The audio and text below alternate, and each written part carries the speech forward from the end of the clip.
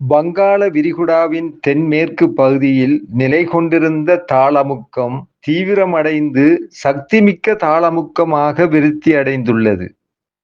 இது இன்று காலை 11:30 மணியளவில் திருகோணமலையிலிருந்து தென்கிழக்காக சுமார் 280 கிலோமீட்டர் தொலைவில் காணப்பட்டது.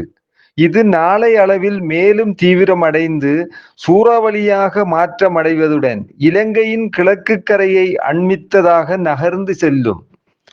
இந்த தாளமுக்கத்தின் தாக்கத்தின் காரணமாக நாட்டின் பெரும்பாலான பகுதிகளில் வானம் முகில் சூழ்ந்து காணப்படும். வடக்கு, கிழக்கு, வடமத்திய, வடமேல், மத்திய மற்றும் ஊவா மாகாணங்களில் காற்றுடன் கூடிய மிக பலத்த மழை பெய்யக்கூடும்.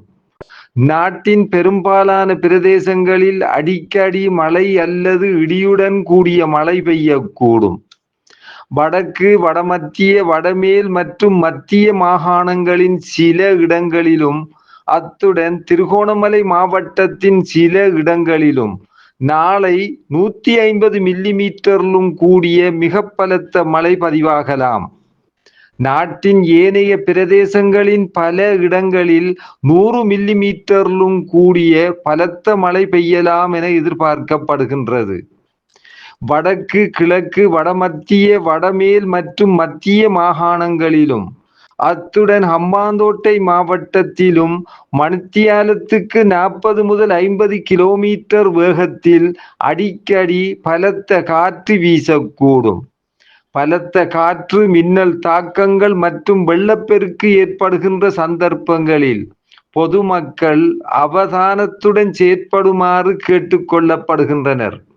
கடல் பிராந்தியங்களை பொறுத்தவரையில் வங்காள விரிகுடாவில் சக்திமிக்க தாளமுக்கம் காணப்படுவதனால் நாட்டை சூழவுள்ள ஆழமான மற்றும் ஆழமற்ற கடல் பிராந்தியங்களுக்கு மறு அறிவித்தல் வரையில் மீனவர்களும் கடல்சார் ஊழியர்களும் செல்ல வேண்டாம் என அறிவுறுத்தப்படுகின்றனர். நாட்டை சூழவுள்ள கடல் பிராந்தியங்களில் அடிக்கடி மழை அல்லது இடியுடன் கூடிய மழை பெய்யக்கூடும்.